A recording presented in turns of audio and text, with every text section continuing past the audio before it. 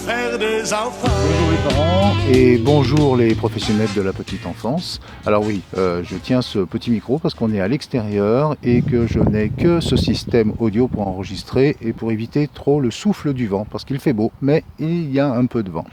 Je vous l'avais promis il y a quelque temps de vous faire une petite vidéo pour vous parler d'une technique qui s'appelle le Neuroptimal et je suis aujourd'hui avec Sabine. Je mettrai en bas de cette vidéo les coordonnées de Sabine si vous souhaitez la contacter pour qu'elle nous parle. Elle est praticienne Neuroptimal, elle est ostéopathe mais aussi praticienne Neuroptimal et elle va nous expliquer un peu en quoi consiste. Alors brièvement, on ne va pas entrer dans les détails mais je vous avais promis que je vous en parlerai un petit peu.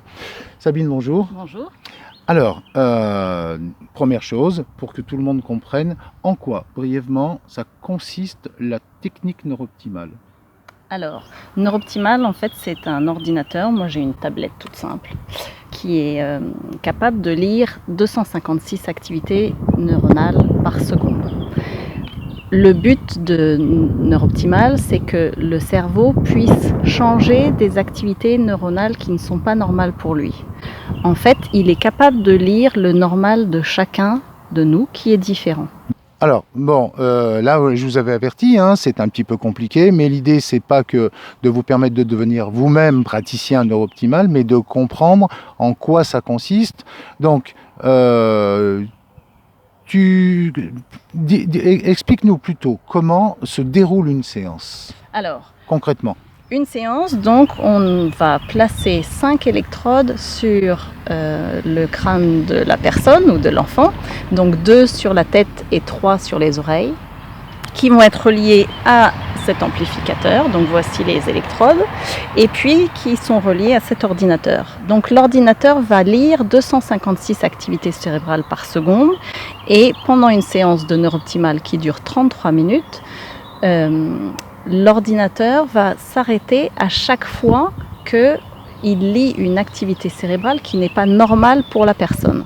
D'accord, donc ça veut dire que par le biais des capteurs, l'ordinateur, le logiciel, repère une activité neuronale qui ne lui paraît pas être cohérente. C'est ça. Si je donne un exemple d'une activité neuronale qui n'est pas cohérente, si par exemple à 5 ans on a fait une chute de vélo et qu'on a eu très peur, toute notre vie, quand on va passer sur le lieu de la chute de vélo, on va peut-être avoir les mains moites, le cœur va peut-être s'accélérer, on va peut-être avoir peur alors qu'il n'y a plus lieu d'avoir peur. Ça, c'est une activité neuronale qui ne nous convient pas.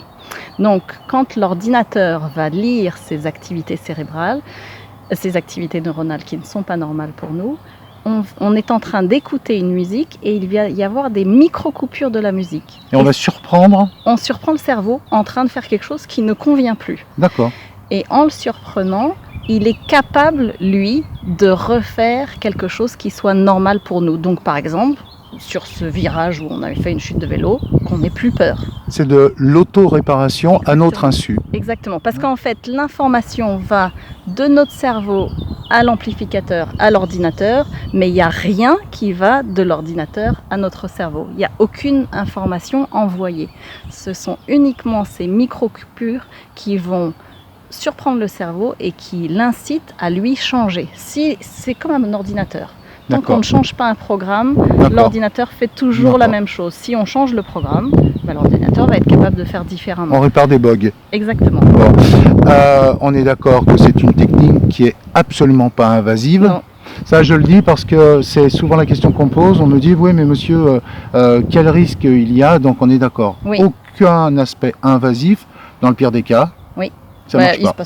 Il se passe rien, en tout cas rien qu'on ait noté. C'est sûr qu'il va se passer des choses, mais on ne notera peut-être pas des différences dans notre façon d'être. Bon, alors, vous l'avez compris, aucun danger. Dans le pire des cas, ça vous coûte le prix d'une séance.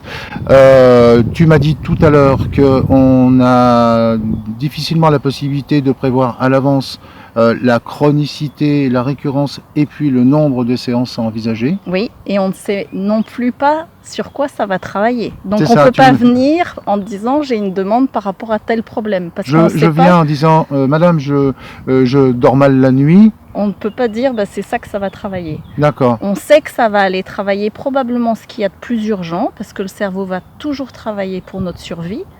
Mais on ne sait pas si ça va aller travailler ce à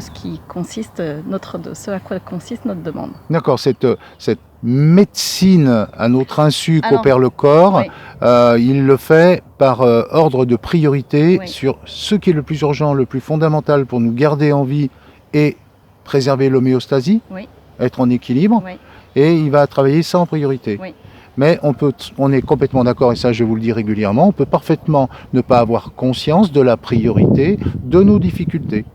Et on ne sait pas non plus la rapidité avec laquelle notre cerveau va travailler. Donc il y a des gens qui, après une ou peu de séances, vont sentir un mieux, et il y a d'autres où il va en falloir beaucoup plus. Et ça, c'est pas la personne qui pratique Neurooptimal qui va pouvoir dire vous avez besoin de tant de séances. Oui, là, on n'a aucune pour idée. ça, tu es opératrice, tu Oui. accueilles, Oui. tu prends en charge la personne, Oui. mais ensuite il y a quelque chose qui se fait entre le cerveau et le programme de l'ordinateur. Notre aide en tant que praticien Neurooptimal, c'est d'aider les gens à reconnaître ce qui a changé. Parce que comme par exemple les symptômes physiques, en tant qu'ostéopathe je le vois bien, on oublie très rapidement une fois qu'on n'a plus de douleur. Donc moi j'ai noté et je peux dire mais vous me parliez d'une douleur à l'épaule, est-ce qu'elle est encore là ? On a juste envie d'oublier quand ça disparaît. Hein. Voilà, donc notre travail en tant que praticien, c'est d'aider la personne à voir qu'est-ce qui a changé et pas forcément dans ce à quoi on s'attendait. D'accord. Pardon, on est un peu plus long, j'ai promis de ne pas faire des vidéos trop longues, mais c'est important que vous compreniez. On va, moi j'ai besoin, parce que comme moi je suis spécialisé dans le soutien à la parentalité et j'accompagne fondamentalement et principalement des parents qui rencontrent des difficultés avec leur enfant, qui ne comprennent plus. Est-ce qu'on peut considérer que la technique Neurooptimal peut être une réponse intéressante pour ces bébés qui vont pleurer jour, nuit, on n'arrive pas à déterminer les raisons de ces pleurs. Il n'a pas faim, il a mangé. Alors, une maman, elle sait en général, elle sait reconnaître des pleurs en lien avec la douleur, avec la fatigue, avec la faim. Et là, on ne parvient à rien. Moi, je rencontre des mamans qui viennent et me disent « Monsieur, il pleure, il pleure, il pleure. » Je me sens complètement incapable de répondre à sa demande parce que je n'identifie pas, j'essaye tous les câlins, je le sécurise, je lui propose de dormir, je le relève, je le prends dans les bras. Est-ce que ça peut être une réponse ? Alors peut-être, on ne peut pas être sûr parce qu'on ne sait pas quelle est la raison, mais ça vaut le coup d'essayer parce que Neurooptimal va aller travailler sur des choses auxquelles on n'a pas forcément conscience. Y compris des traumatismes du premier jour, exactement, de la naissance. Sur lesquels on n'a pas beaucoup d'impact. Et pourquoi pas des traumas intra-utérins ? Exactement. Un étranglement par le cordon Peut-être. Ça peut. Oui, peut-être. Mais en aucun cas, on peut dire oui pour sûr, ça va aller travailler. Il n'y a pas de promesse. Non. On ne vient pas en disant, voilà, mon bébé pleure, je veux en repartant que mon bébé ne pleure plus. Non.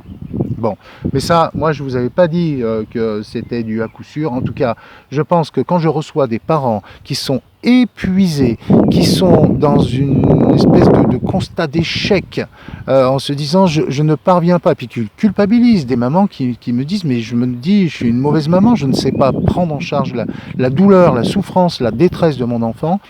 Moi je crois que ça vaut vraiment, vraiment, vraiment la peine. Petit détail qui a son importance, une séance, ça vaut combien ? Ça dépend des praticiens. Je pense qu'en France, c'est entre 40 et 100 euros la séance. Ça dépend des praticiens. Donc, ouais, c'est des honoraires à peu près classiques. D'accord. Et moi, j'ajouterais quand même que je pense que ça ne serait pas le premier outil thérapeutique que j'utiliserais. D'abord, en Neurooptimal, on ne dit pas que c'est de la thérapie. C'est un travail sur le cerveau, mais ce n'est pas de la thérapie. Mais moi, je pense que ce n'est pas la première chose que j'utiliserais. Parce qu'il y a beaucoup d'autres outils possibles, le travail que vous faites, le travail en ostéopathie, enfin pour essayer d'enlever tout ce qu'on peut autrement et puis laisser le cerveau faire ce qu'il y a de plus profond. Bien sûr, mais ça c'est vrai pour à peu près toutes les techniques, que ce soit des techniques thérapeutiques ou non thérapeutiques. Je pense qu'il y a une palette qui nous est offerte aujourd'hui. Et puis, moi, je sais que la dernière fois que j'ai préconisé de venir te voir à ton cabinet, ce sont des parents qui avaient un parcours de soins pour leur enfant qui était absolument impressionnant et qui avaient tout essayé. Et puis ensuite, on s'aperçoit, j'imagine que parfois tu peux considérer, en recevant la personne, que ça n'est peut-être pas l'indication première, Ouais. mais que peut-être passer par le corps avec une séance d'ostéopathie ou de sophrologie, puisque parfois moi j'utilise la sophrologie plutôt que le soutien conseil ou la thérapie. L'important c'est la prise en charge du patient et puis quelque chose qui est vraiment du sur-mesure. Ça passe par l'écoute et par l'accueil adapté à chacun des cas. Il n'y a pas un enfant qui ressemble à un autre, il n'y a pas de parents qui ressemblent à d'autres. Donc c'est toujours de la personnalisation dans l'accueil. Ce qui est intéressant avec cet outil, c'est que comme c'est pas du tout invasif qu'on est en train d'écouter, soit de la musique, soit quelquefois pour un enfant on les met devant une vidéo, l'important c'est les coupures de musique, mais ça peut aller travailler sur des choses où on ne pourrait pas consciemment aller travailler. Ouais, alors ça c'est très agaçant pour un psychanalyste qui a pour vocation d'accompagner son analysant à aller tutoyer les contreforts de l'inconscient par le biais de la régression. Et puis voilà, il y a cet appareil qui peut permettre aussi, c'est une autre façon d'aller toucher à cet endroit, mais sans avoir la moindre possibilité interventionniste. Oui, et puis quelquefois quand on a été trop traumatisé, on a mis des modes de protection tellement importants que quelle que soit la technique qu'on va utiliser, le cerveau va se protéger. Bien sûr, alors ça c'est... Là, on ne sait pas du tout ce qui va on sait absolument pas. Ouais. Parce que ça c'est vraiment important. Allez, tant pis, on est un peu long parce que je vois qu'on en est à 11 minutes. Bon, je ferai des petites coupes. Ce qui est vraiment important, c'est de comprendre que lorsque le cerveau va, par exemple, procéder à quelque chose que l'on appelle le refoulement, c'est-à-dire enlever l'accès à la mémoire consciente d'un trauma, que ce soit à la naissance ou un peu plus tard, c'est toujours fait parce que le cerveau nous met en sécurité, il nous protège de l'intolérable, du non gérable par notre psyché. Et effectivement, il y a des mécanismes de résistance qui empêchent la conscience d'accéder à ce qui a été refoulé et basculer du côté inconscient. Là, c'est une alternative qui ne risque pas de déstabiliser ces mécanismes de protection. Exactement. Ouais, voilà. Super. Bon. Pardon, encore une fois, on a été très très long. Merci beaucoup Sabine. Merci, il aurait fallu qu'on y passe des heures, mais maintenant, si c'est quelque chose qui vous parle, eh ben, vous n'hésitez pas. Encore une fois, je mets les coordonnées de Sabine en bas de l'écran. Vous la contactez pour un conseil ou éventuellement pour prendre rendez-vous. Je vous rappelle que si vous avez des questions à nous poser sur l'éducation responsable ou tout ce qui peut toucher à des difficultés relationnelles entre vous et votre enfant, vous m'envoyez un mail et puis j'essaye d'y répondre par vidéo. Je vous dis à très bientôt, prenez soin de vous, prenez soin de vos enfants. Merci Sabine. Merci Pascal. Et à bientôt les parents. Salut. C'est facile avec toi de faire des enfants. C'est facile, les promesses et les serments. C'est facile.